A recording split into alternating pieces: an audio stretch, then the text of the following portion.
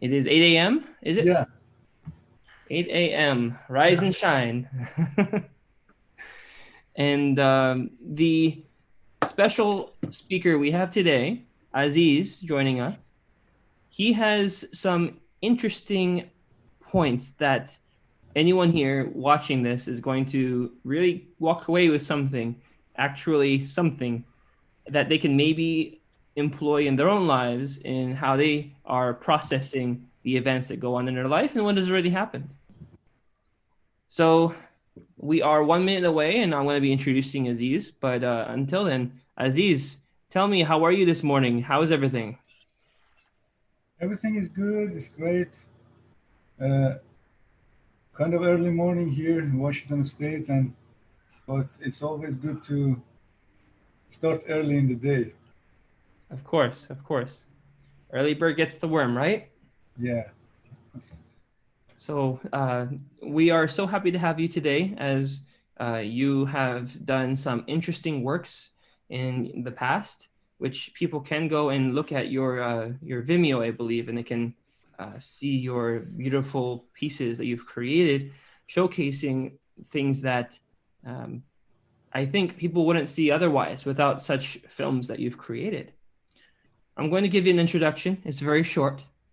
So Aziz, Mr. Aziz Tebanian, he is a film producer, he is a writer, and he is a director living in Seattle, Washington.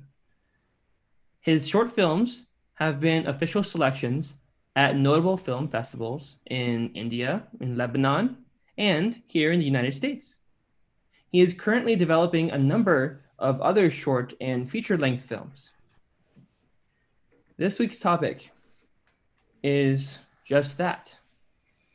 Art has been with humans for tens of thousands of years.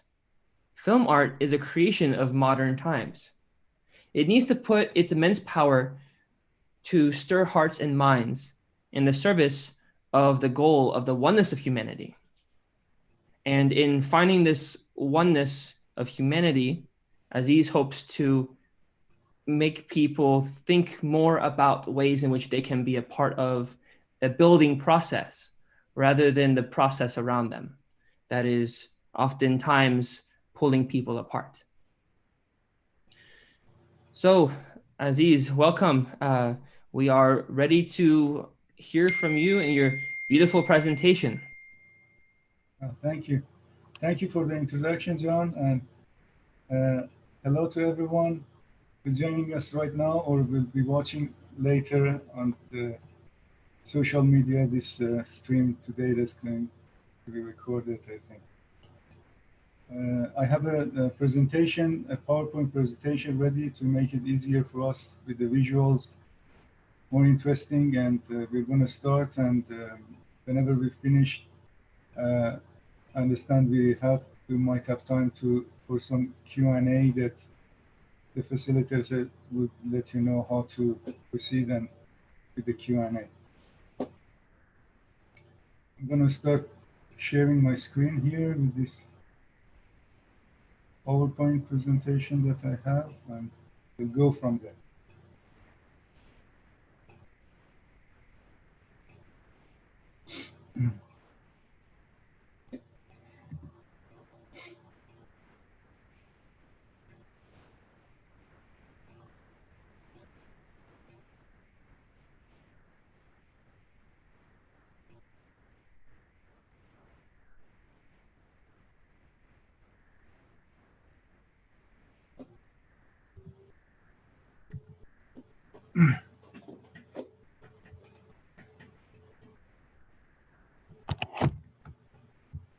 So we'll talk a little about how narrative film is uh, different from other kinds of films like documentary, and also its relationship to the world we are living now, to the age we are living on in, and how this tool can help bring about the oneness of humanity, which is a goal that humankind have been struggling towards and going back and forth for millennia. And now is the time to achieve that goal. it's interesting to look at the history of human race and history of art, and it seems like art has always been with us, at least for tens of thousands of years, since the first humans uh, started to draw drawings on the walls in caves, and they must have, from then started to tell us stories by the fire, and those fireside stories, the flickers of light on the walls, the light and shadow and its flicker with these drawings. That's very, basically similar and probably the same as what the idea of film is. Play of shadow and light and color and human stories that stir emotions. And these stories we have had them as art, but also as another part of our individual life, for presumably from when humans first started to exist in this world.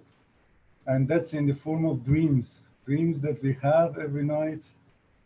And many of us remember a great deal of them, sometimes strange, sometimes profound.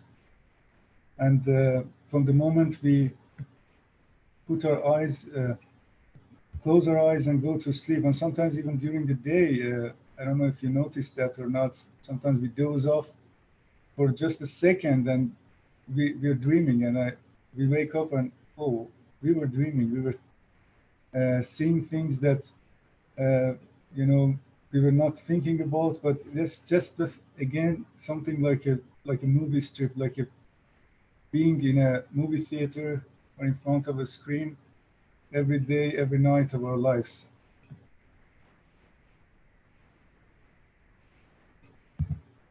And then art, of course, started to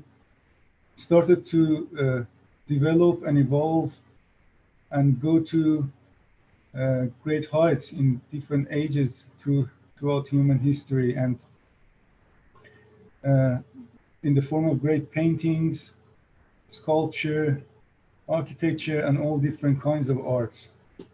This one, for example, is an art form, is a painting from the Europe.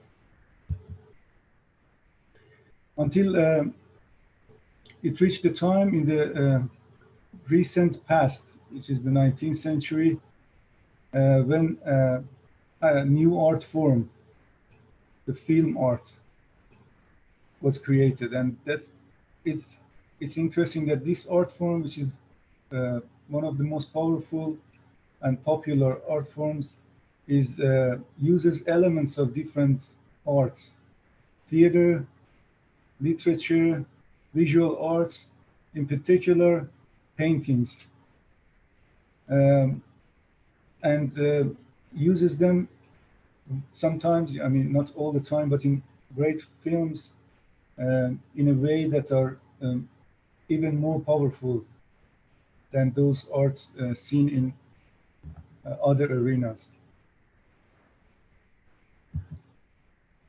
Um, this was made possible by both inventions and creativity in different areas, especially in technology.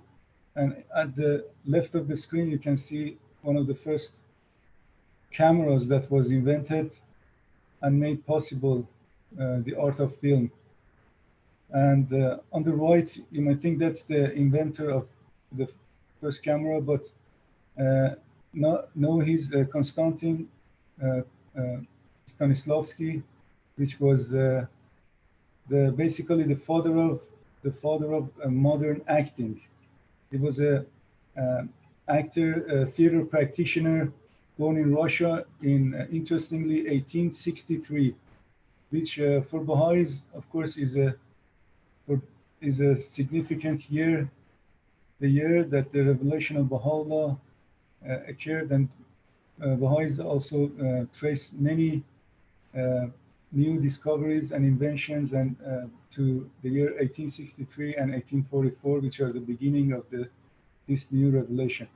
Uh, the film art, as I circle back to later, uh, is very, very much dependent on the art of acting and its revolution in modern times.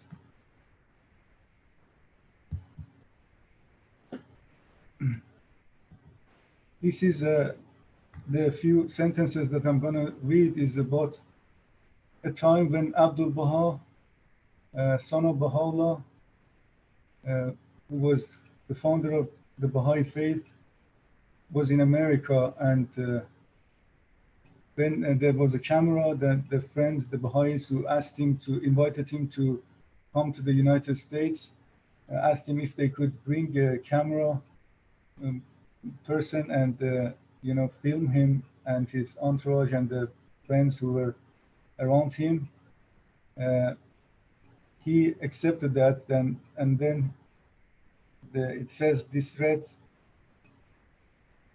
it was a wonderfully impressive sight, for Abdul Baha, as he approached the camera, was exhorting Baha'u'llah to bless this means for the spreading of the heavenly cause throughout the world. Some of the friends at that time were apprehensive that a camera might not be something that is appropriate to come and film Abdul Baha, but he was apparently okay with it, and he even was happy that this means was there for humanity, to help humanity achieve its goals in this age.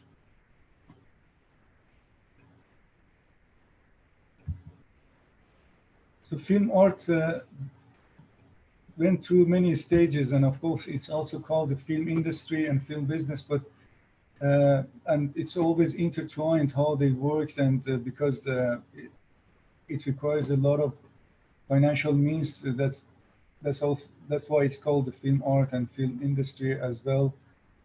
One of the reasons. But in recent times, it has evolved to tell us stories that are more true to human reality, that are also more important in a way, and not just entertainment, but also help us advance as human race, and help us get more connected. And we have seen more of these films being made in recent years and in the past decade, whereas in the beginning they were not only they were things that would help us progress as a human family, but in cases they were also showing people of other races and other ethnicities as inferior and enemies, which is happening much less these days. In fact, it's really frowned upon if those kind of films are made these days, and that's a great achievement that, of course, needs a longer road, has a longer road to go yet, but there has been great strides in that direction. And these are some examples of these films, including documentary and narrative films that you can see and you might have watched.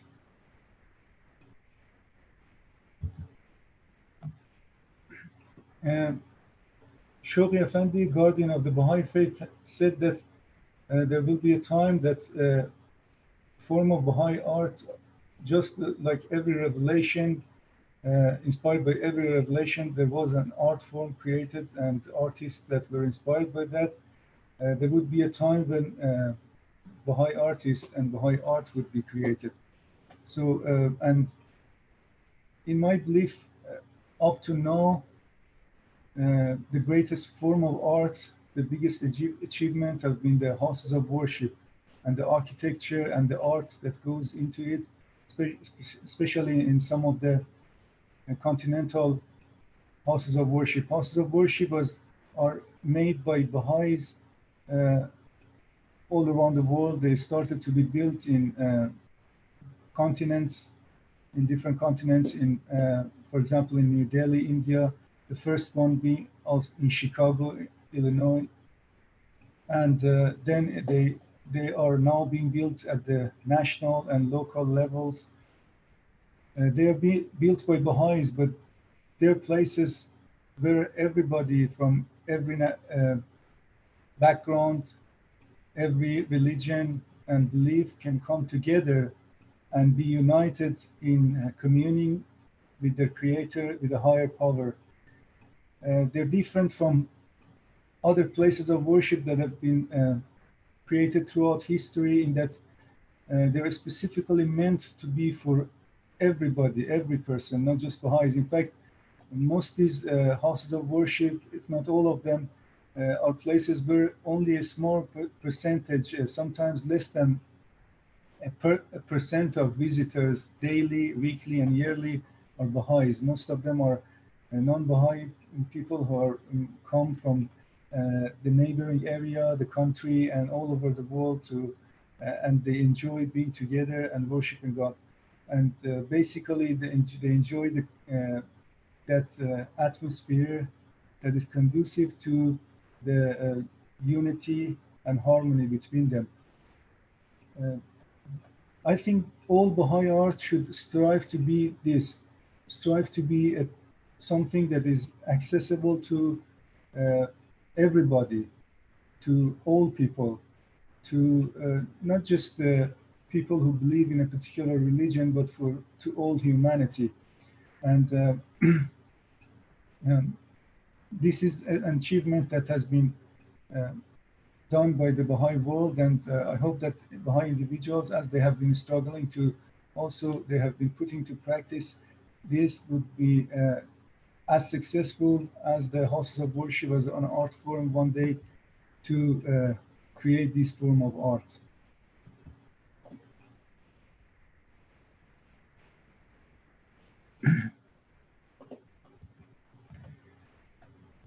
Right now, at the moment, in my belief, all other art forms that are created, including what I do, the short films that I've made and the feature-length films that I'm working on, they are, in the words of Shoghi Effendi, faint rays that precede the effulgent light of a glorious morn. So we have been trying and we are trying, and the striving towards it is in itself uh, um, very significant, and all achievements are significant. But every art form that, other than the houses of worship, I think, are still those faint rays, and more and more we should all Baha'i artists and everybody else that enjoys their art and supports their art should strive more and more towards the goal of that glorious morn.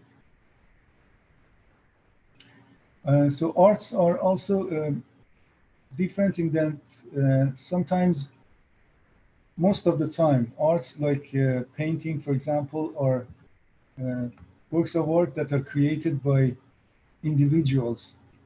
So an individual sits and writes a piece of literature or a poem, or starts painting a beautiful painting, and it has been for most of the arts throughout history. Film art is one of the most collaborative arts, and so it sometimes takes tens and uh, dozens and hundreds of people on a larger projects to work and create a piece of film art. Um, so it starts with sometimes one individual or a couple of individuals who start to write and put the ideas together and start planning and uh, pre-production and all. But then more and more people start to join, and that's one factor that makes it a little different, and sometimes, I mean, all the time more challenging probably, but also more rewarding in some ways, in my opinion.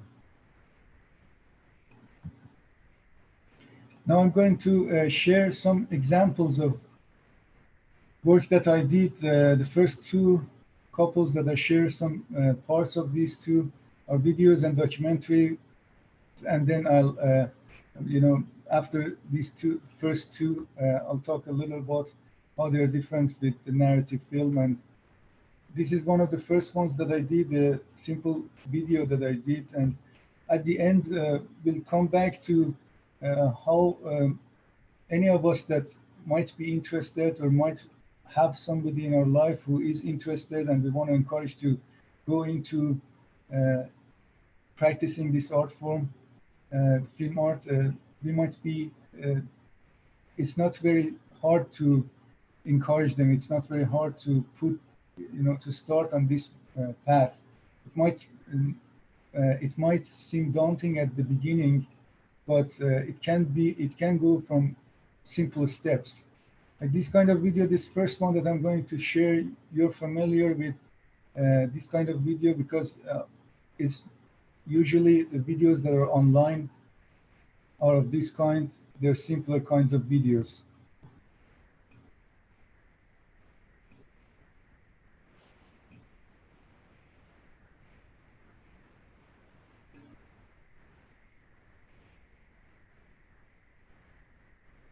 We can see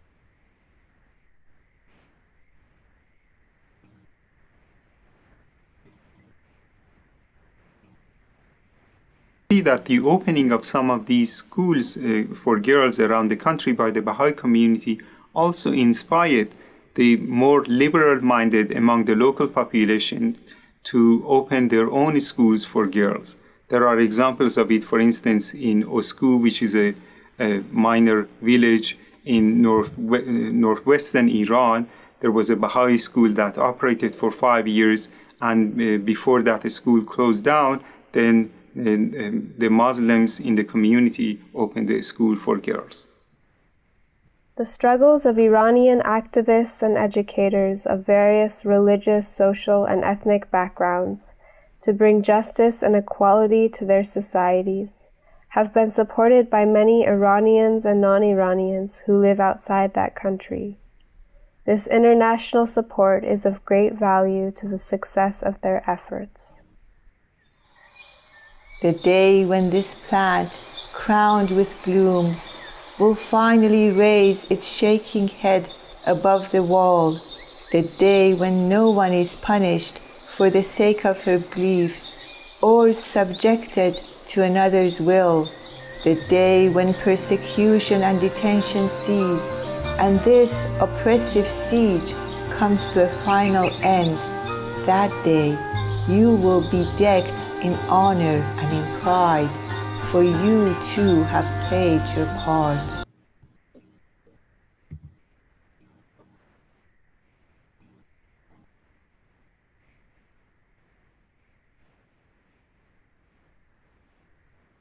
So that was an excerpt from the part from this short video, Educators in Prison, that I made many years ago. It's always a good advice for anybody who wants to go into any endeavor, in this case, starting to make videos, films, to start with what they know about, what they're familiar with, what they have been familiar with through their life. So that's why when I started and up to until now, stories I've been telling are mostly about people who are immigrants from Iran, refugees, the Baha'i struggle and persecution that has been going on in Iran. And also, I think it's also important to tell stories that are truthful, and the most truthful stories at that moment in your life or in the life of people in the society that you're living in or you're connected with. And I think the most truthful, to my experience coming from Iran as a refugee myself to the United States, to North America, has been the struggle of the Iranian people to gain freedom. And the most persecuted and the most oppressed in that country, many non-Baha'is have said, are the Baha'is. And unless this freedom becomes a freedom for all, including and especially the most persecuted, which is Baha'i. That country will not see the freedom and that it has been struggling for. So for me, always stories start from a place where I know and start from a place which is the most important in society, for individuals and for society at large. This next one is a documentary film I made, and it's called Tehran and Portland Cities of Light, again connecting my experience from both places, Iran and the United States, and connecting the stories of friends who are here in the United States, a couple who lived in Portland, and in their neighborhood they try to help build community in their neighborhood with the youth and junior youth. I'm gonna play a part of that, and you can always go online, and if you haven't watched that, watch the rest of it online.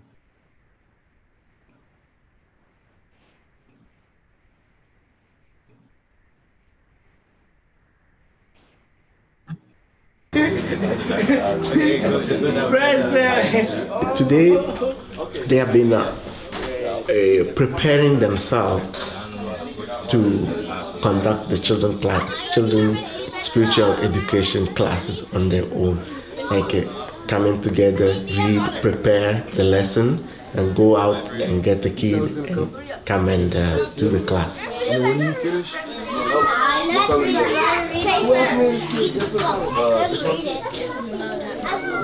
good job.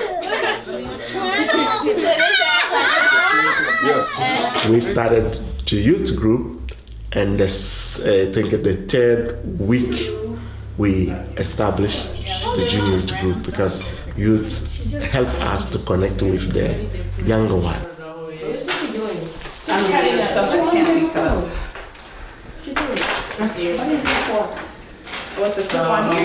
We have seen the progress so far, and the change and the pattern in the community life so far in just this block, and the kids that have been coming to this activity. This principle of equality of men and women. So these youth are from families where boys are free to go out and do whatever they want and leave the girls at home. And so since they started coming to this group and going through the material, emphasizing the importance of helping the younger one, the siblings, and we should cooperate with other people from other religions, you really see that they are learning and they are trying to apply it, because they see injustice in the world. They see injustice.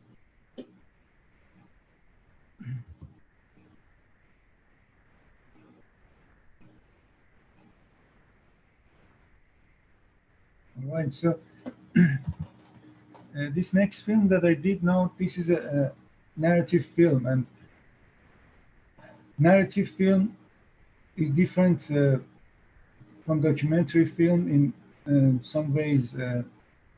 Most notably, it has a scripted story which actors perform in front of camera, and then it's captured, and so it's not using talking heads like a lot of documentaries use, or other elements of documentary. It makes it a form that is more closely tries to affect the emotions rather than the mind. I mean, both forms, documentary and narrative, both forms, they try to connect both mind and heart, but narrative film is usually more, sometimes much more, when it's effective. It tries to connect to the heart and stir emotions, and that's why it's more popular and more people connect with it. One of the reasons more people connect with narrative film. This is a short film, among the short films, which are usually 10 minutes or so. This is one of the shorter ones. So short films are these days, anywhere from 1 minute to 10, 15 minutes, usually. But this is one of the shorter ones, which is 3 minutes long. And I'm going to play it all then because it's short, and also let the credits roll to acknowledge the collaborators who helped me on this film. It was screened at Beirut International Film Festival, which I was very happy because, not just because the film festival, especially notable film festivals, important ones, are really competitive and really hard to get into these days because thousands of films, and many of them really great films, are submitted to these festivals, and it's really hard to get into good film festivals. I mean, smaller, unimportant film festivals are also exist, and there are many of them. But when it got into this festival, I was happy both because of that, but also more importantly because it's was playing at a part of the world in Lebanon, where in the Middle East, where these kind of struggles of religious prejudice are more understood and more needed. Conversation is more needed on this topic over there.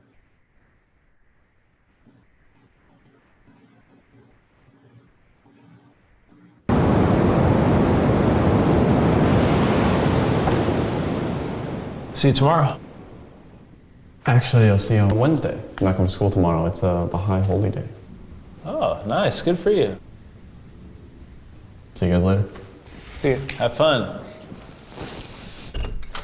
Did he say a Baha'i holiday? Yeah. So he's Baha'i? Yeah, why? I have to change my study group. What do you mean? I cannot be in touch with him. It's forbidden in Islam. Wait a second. Because he's not Muslim? I'm not Muslim either. That's different. You're Christian. Baha'i is a made-up religion that wants to destroy Islam. What? No, who told you that? I heard it from TV a couple of years ago in my country. From TV?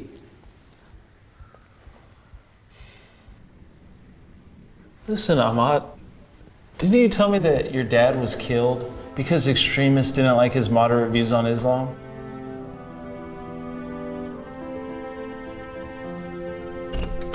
Hey, got my cell phone. You guys leaving too? No, not just yet. Do you have a few minutes, Anis? Yeah. Can you tell me again, and Ahmad, your dad's story? Your family story is very similar to his.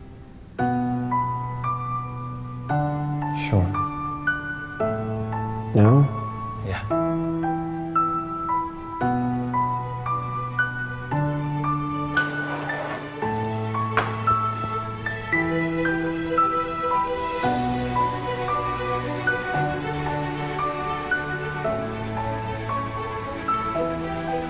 Well, it happened just before my mom and I moved to the States as refugees, when I was 5.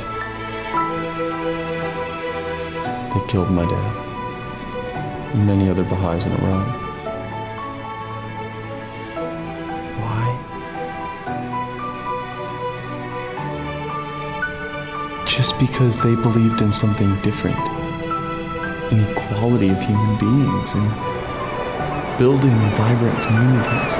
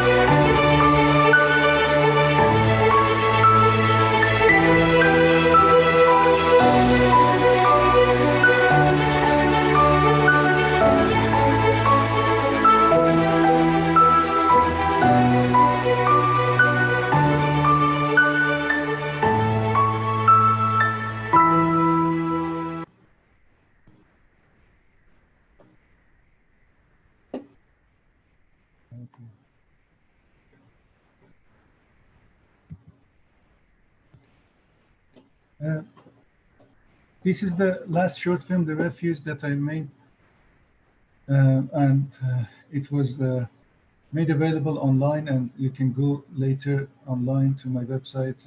Basically, Google my name, and it comes up, The Refuge, and this was also a great experience, and it's again connected to the struggle of an Iranian immigrant who is coming here and living in this country, and her beliefs and what he has with her. So the main character is a Iranian Muslim, a devout Muslim, who here in the US, she is the victim of domestic abuse, and a neighbor gives her refuge at her home. And at this neighbor's home, she realizes that this person is a Baha'i, and not now this devout Muslim, she has to come to terms with. She has to, struggle with her beliefs, previous beliefs about Baha'ism. I'm gonna play a short trailer, like a 15-second trailer of The Refuge.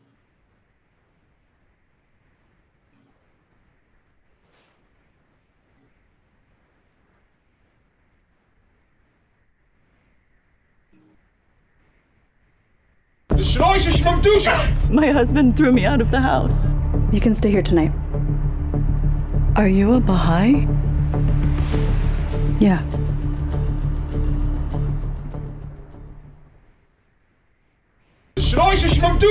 My husband threw me out of the house.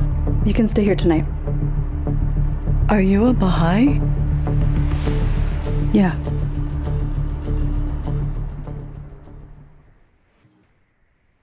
Yeah, like I said, you can go, and this my website is under at the right side of the page. You can see that my website there, azizfilms.com. You can go there and watch the film there.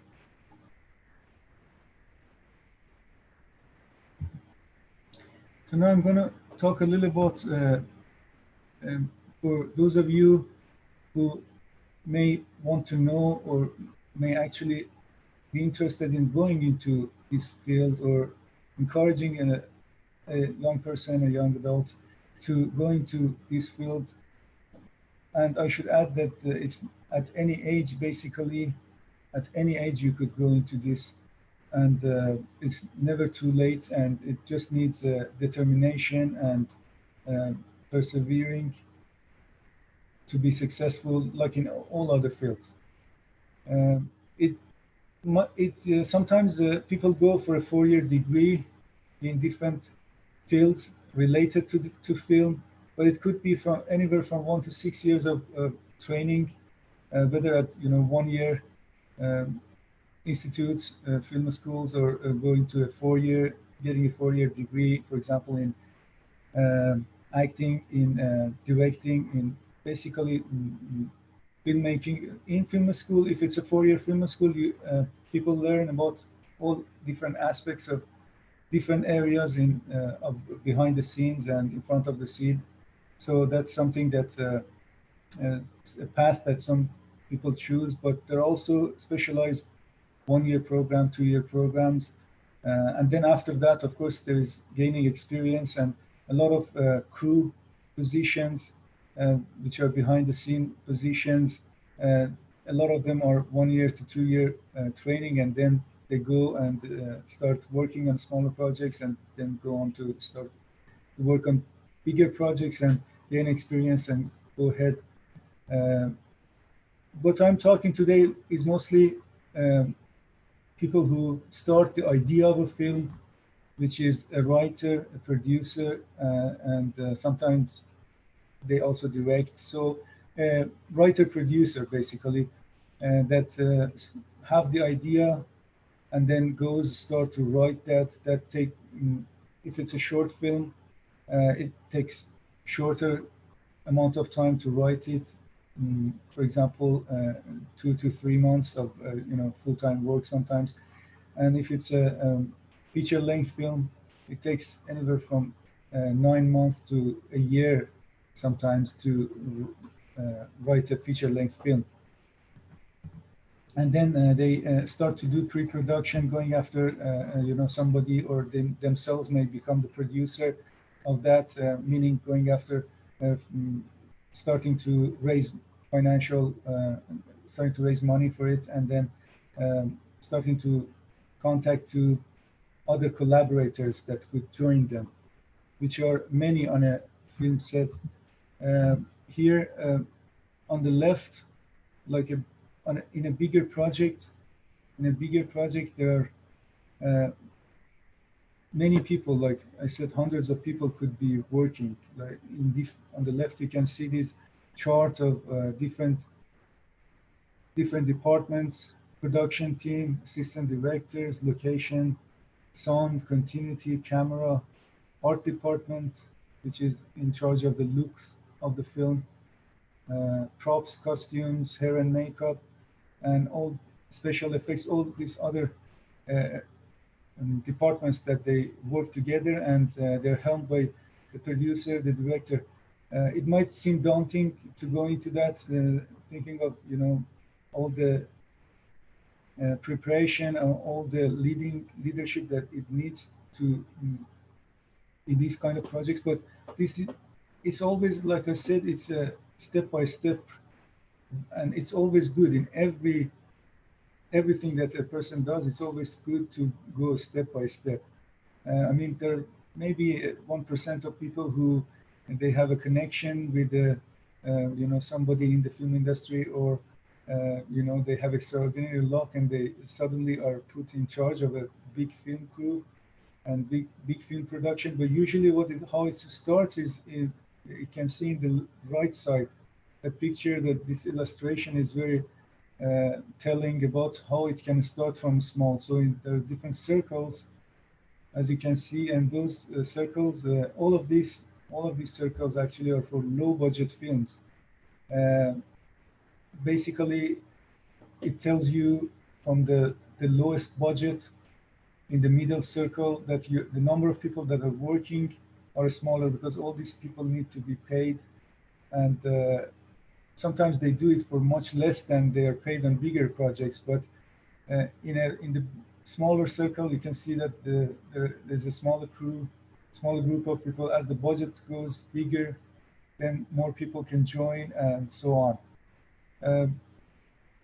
It's sometimes, and when you talk to producers who are used to making films that are $1 million or $5 million and up dollars to be made, they say, oh, it's impossible to make a film, for $100,000 or let alone less than that. But it's possible, and it always can start from smaller. And I think it has its merits when a person starts smaller, from smaller projects, writer, director. They know the challenges, they learn from these challenges, and I think in some ways they may become better filmmakers.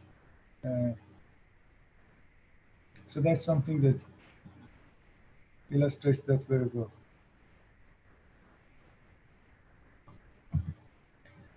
Mostly for a writer director, the most important areas, you need to know about everything, about the, a little or a lot about the camera and how the camera works and how the images are captured, about the lenses and about the production design, everything, every aspect of filmmaking, because they always are coming to you and asking questions on set, hundreds of questions every day and hundreds of things to solve.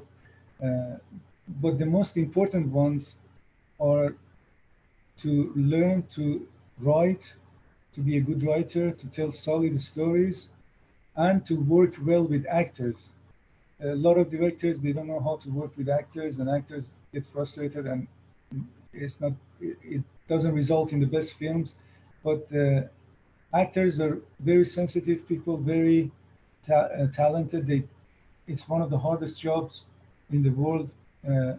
They expose their heart and soul, and they give of themselves. And it's very important to have an ally on set, which is a director, which is a person that looks at their how they're acting in every scene, because in every scene, first the lighting is done. The lighting crew goes in, and it usually takes a good amount of time. The most amount of time that's usually spent on set is in lighting, but then the actors come and they practice a little bit. Hopefully they have practiced, and there was time before to do practice before production starts. And then they are there and they're dependent on the director to tell them how they're doing. And that's way, if they're confident and they're relaxed, they do their best acting. And with a good story and a good acting, that's you can see the best films that are made. Those are films that have the best story and the best acting. Everything else is also important, but they're second to these two. So if you want to go into this field, this is something that you can focus on and go to school. When you go to school or to any short or long-term training, you can focus on these and start from these, and everything else you'll learn a little bit of. And there other people, your collaborators will help you from pre-production to production. Your director of photography, they are in charge of that, and you don't need to know everything about cameras and about lenses. They are there and they would help you with all that. So that's the prepared part of our presentation today, and we can go into some Q&A. I think we have time, and friends, if you have any questions or anything, we could go and start speaking, have some conversation. Absolutely. So yeah, please, if anyone has questions, feel free to raise your hand, send a message if you want to do that. Alex, I see you actually rose your hand in your image, so please ask your way.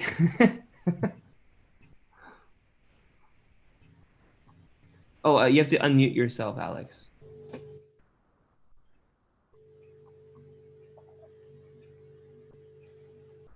Sorry. You've worked with Education is Not a Crime? No. That was a I know of that, a project but I wasn't involved with them, no. Good project. Yeah, very good projects, and they were very successful in raising awareness about, the problem of denying education to the Baha'i in Iran, higher education, and in many cases, even children who go to school, they are expelled from school, and so that project was helping raise awareness on that. Thank you. Thanks.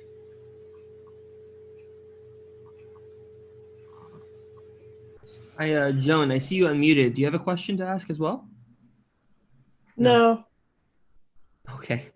I'm operating off my iPad right now, and I was just trying to figure out how to unmute myself if I did have a question. Sure, I've never sure. done the Zoom on iPad, that's all. There's always a first. So, okay. Other question. This is from Jeremiah. If Jeremiah, you could unmute yourself and just ask the question, it'd be great. Can you do that, Jeremiah? Your question? So I'm just curious as to how you feel, Aziz, we could promote short narrative films through the youth in order to contribute to the building process, especially in today's political climates, both in the East and the West.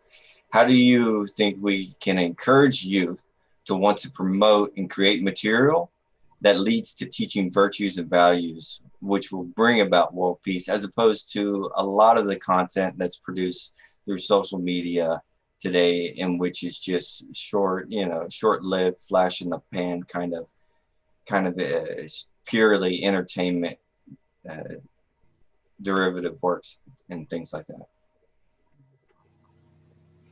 Yeah, I think encouragement, the word you used, encouragement, that's the key word, and it's always important, and it's to be in the moment with that youth when they're talking or when we are talking to them, and see their interest and how they're thinking and what their life has been, and also helping them connect that experience, individual experience, to the experiences of the society at large, and always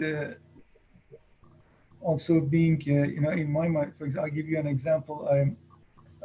This happened in my adult life a couple of years ago, which I wrote a script. I liked that very much. I was meaning to write that for a long time, and then I wasn't sure if that's something that I should do, because it's approached the political, but I saw many people speak about that kind of thing all the time on social media and even on international TV channels. And I thought, oh, well, it seems that maybe it's not a political. So I wasn't sure.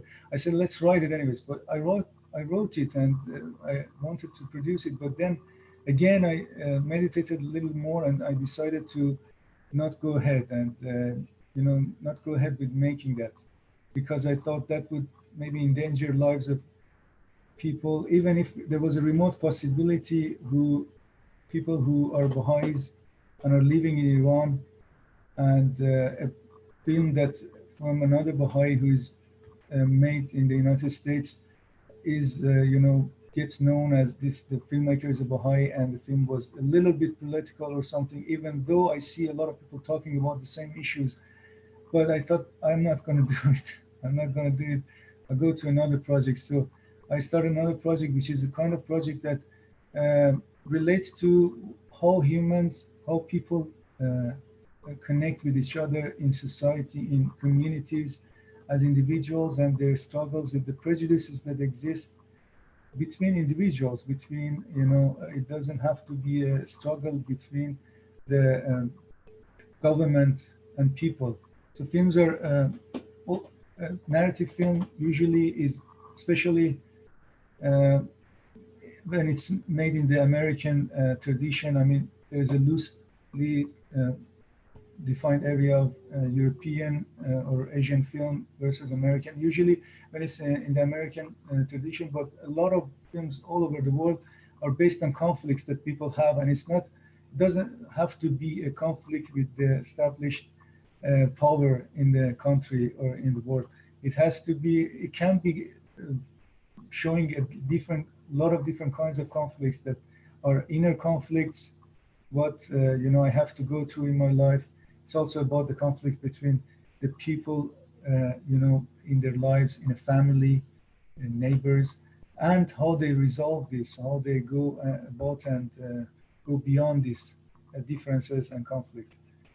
And encouraging them also sometimes might mean to help them in the path, at least for a little while, just to walk with them and see how in practice they could be helped. And that takes different forms for a young person. For example, for me, when I was young, I'm thinking, I talked to a couple of people actually that were in film, and how they talked to me was not encouraging in the way that they made it so daunting, seem really challenging, seem hard. Maybe it was hard for them. So that's why I didn't talk about challenges today a lot. There are challenges, and if anybody who wants to know about, they can always contact me, and I tell them about the challenges and how to overcome them, and how there are ways to overcome them, always persevere. But it's always important to just, maybe even if we talk a little about the challenges, to talk about the rewards, and how it's really rewarding to go into this and to create something that a lot of people are going to watch and enjoy and hopefully be inspired by. So we have another question that was posted, and this runs very well with what we were just talking about. The question is from Karen Fanana Pazir to everyone in the chat. You can also read it. It says, is it difficult to market your films? Do you have examples of how it has opened discussions about the Baha'i faith? So the second question, yeah, there are many times friends contacted me and said how they enjoyed the film and how they watched it with others, and it led to discussions and conversations. But the thing is, it's all online now. You should, especially now these days. But even in general, films are sometimes, maybe once or twice a year, or a few times a year, they're seen on big screens. For example, this some of my films were shown at some conferences. I couldn't attend myself because of time constraints and everything. But friends later said that they enjoyed it and they watched it there. That's when it's screened on a larger screen or at film festivals. Again, I couldn't go to film festival. It was a long way to go to those countries. But it's always good to see them and to have chats with people who see it on a bigger screen or on a smaller screen at a gathering when you're with them. But also online, now that a lot of content is consumed online, people tend to contact me, and I appreciate that, and they let me know how they like the film, or if there is something they want to see in my films, they let me know. And to market, always marketing is because today is there's so much content. There's like an oversaturation of content. It's really hard to get things to people to watch. And for example, on Facebook, you can post something on your page, on like a business page, but it's even like if let's say you have 5,000 people following you, it only shows it to 200 of them. So people, out of those 200, some of them were interested and go and watch the film. But then if you wanted to reach a larger audience, there's always, the financial part that you need to put into it to be seen. So publicity and marketing is always something, word of mouth is always good. And it works more for different kinds of films. For example, comedies or some genre films, they do really well with just word of mouth. Like if they put them like a short comedic film, it suddenly goes, a lot of people watch it. Or if it's a music video, certain kinds of music videos, they are suddenly watched by a lot of people without, a lot of sponsored marketing. But for many other kinds of films, it's not that easy, but it finds its audience. It finds its audience, and you just need to go from one work to another work. And what I've seen is a lot of film writer directors. The first films are seen by some people, and then as they go on and they do more work, then suddenly one of their works is seen by, like, instead of thousands of people, by millions of people, and then those millions go back and watch their first films as well, the films they did before too.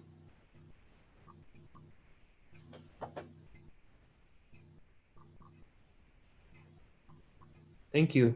And those are very good questions that everyone's bringing. I have a question of my own, actually.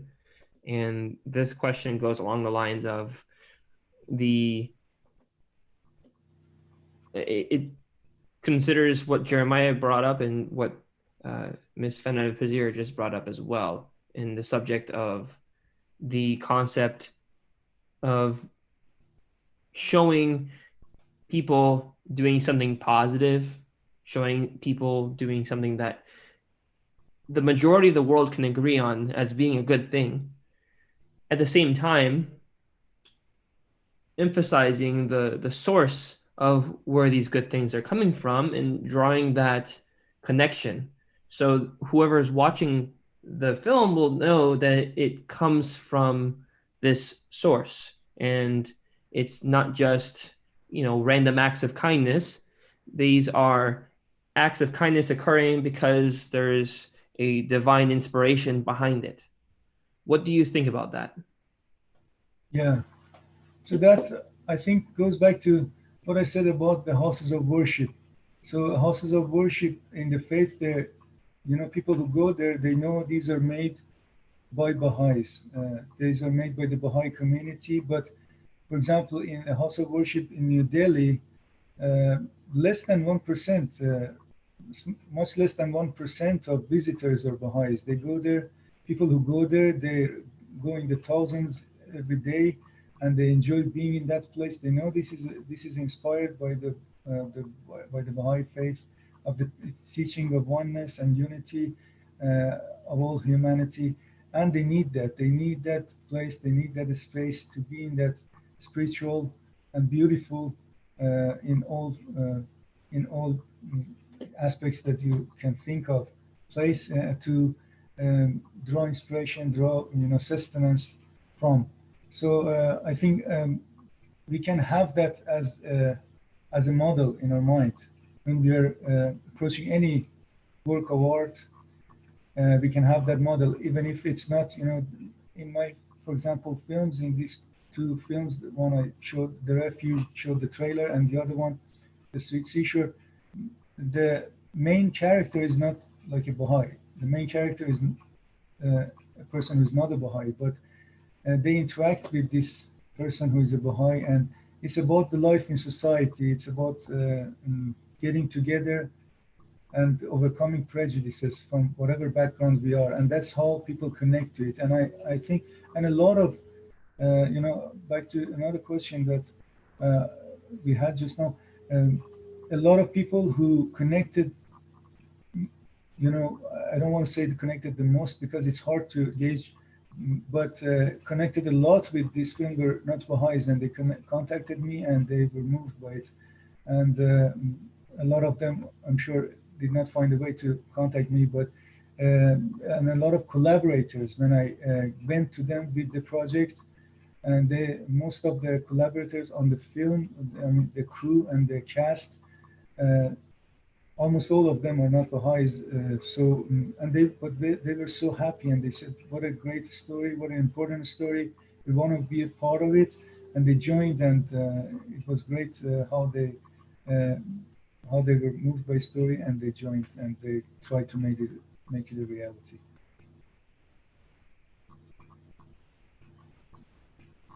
So when you create these stories, do you try to get divine inspiration in the sense of prayers?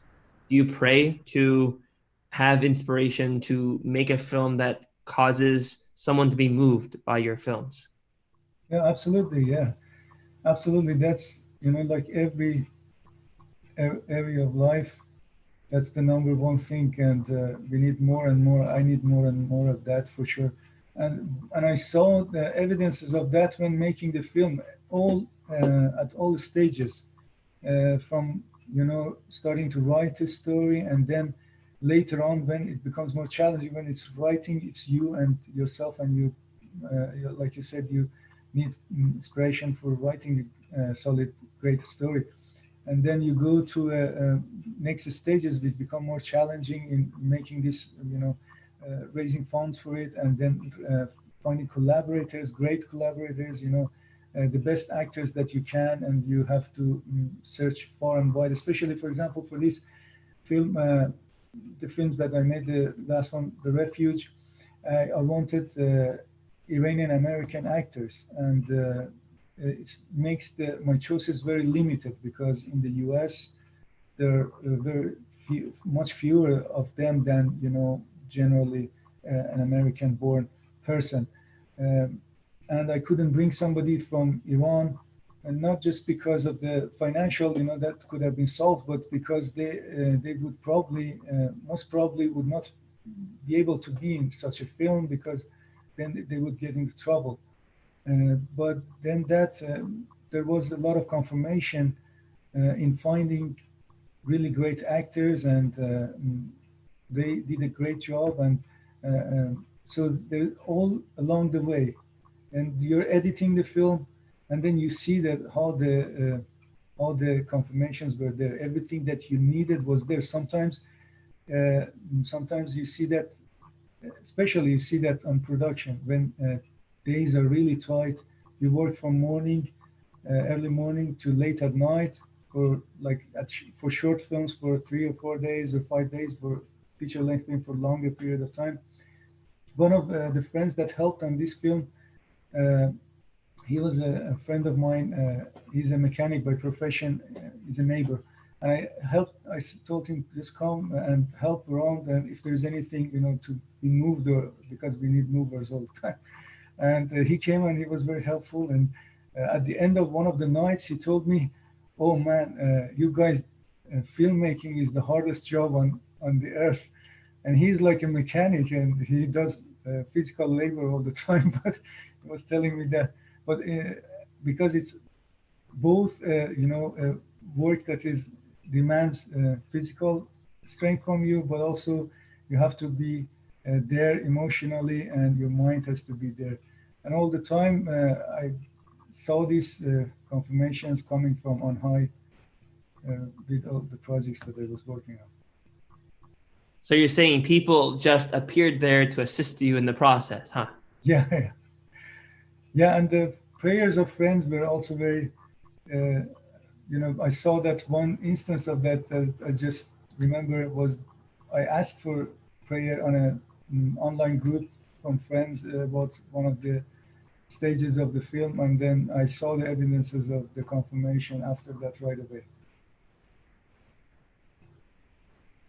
That is very beautiful, very beautiful. Thank you so much for sharing all of this. If no one has any further questions, we are actually able to end our session early today. So if anyone has questions, Jeremiah, did you check the YouTube or the Facebook for any such questions before we? So we have greetings from France from Miss Labi Mutusami. She says boundless greetings from Strasbourg, France. I do not see any more questions. So I think we're good to go. Mr. Tebanian, thank you so much for joining us, everyone, tonight or today or this morning, depending on where you are in the world. So with that being said, this is available on YouTube. This is available as well on Facebook. And if you wish to share this video with some of your aspiring Baha'i artists or artists in general who want to speak on subjects that are important to their hearts, this is available. You can share it. You can also, for future sessions, join us on www.clearwaterbaha'is.org. And we appreciate all the input that everyone's given. Again, come with questions, see the subjects before we post them. And Mr. Tebanian, if people want to contact you, we can, do you want to provide your direct contact, or do you want people to contact through the page? Yeah, they could go on my Facebook or Instagram, or on my website. There's my email that you can contact. My website is azizfilms.com. So azizfilms.com. All right. Thank you. We wish you all beautiful